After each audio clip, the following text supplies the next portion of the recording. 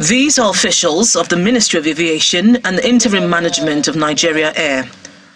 They are before the Senate Committee on Aviation to answer questions on the status of the nation's national carrier, Nigeria Air, which was unveiled during the twilight of the Buhari administration. But questions have been raised about the whereabouts of the aircraft and the status of the airline after some Nigerians traced the aircraft, noting that it returned to Ethiopian Airlines service. These senators have strong words for the representatives of the Aviation Ministry over the manner Nigeria Air was launched. The Nigeria Air project. The issue was shrouded in secrecy to the extent that it was fraudulently displayed as a new national carrier, contrary to the extant court order and international rules that strictly guided airline operations. This indeed was an embarrassment to the committee.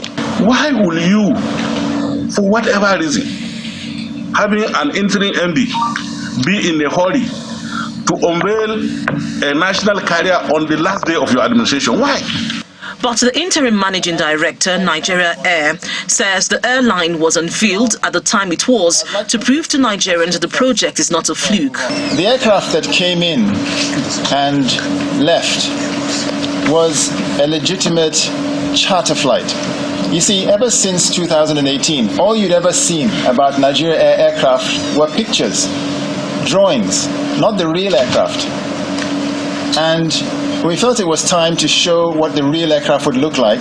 Was it reasonably necessary? You know, you have to take this to take taxpayers' money and charter an aircraft all the way from Ethiopia to come here and for unveiling, if the purpose is just to show Nigerians how the aircraft is going to. We have had the pictures on social media when it was unveiled in Fambro. He also clarifies what he says are misconceptions of the status of a national carrier. We haven't got a license yet to operate. If you had asked me the question, I could, not you, I mean if the social media had asked me the question, I would have said, we haven't got to that stage yet. We are not at the point of operating the airline yet, at all.